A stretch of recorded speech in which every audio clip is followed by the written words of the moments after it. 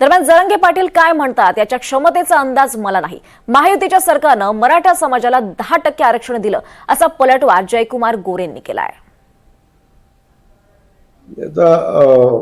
माननीय जरांगे साहेब काय म्हणतात आणि ते काय उलटवतात या संदर्भात मला त्यांच्या क्षमतेचा आणि ताकदीचा अंदाज मला नाही आहे। परंतु मी तुम्हाला नम्रपणे सांगेन की आमच्या भारतीय जनता पक्ष आणि महायुतीच्या सरकारनं मराठा समाज बांधवांना 10% आरक्षण दिलेलं आहे।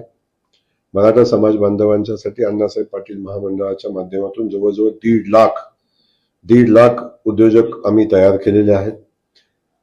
सारथीच्या माध्यमातून अनेक मराठा समाजातल्या युवकांना उच्च शिक्षणासाठी आणि विदेशात शिक्षणासाठी पैसे दिले। त्या माध्यमातून अनेक विद्यार्थी एमपीएससी यूपीएससीच्या परीक्षा पास झाले। अनेक विद्यार्थ्यांना त्याची मदत झालेली आहे।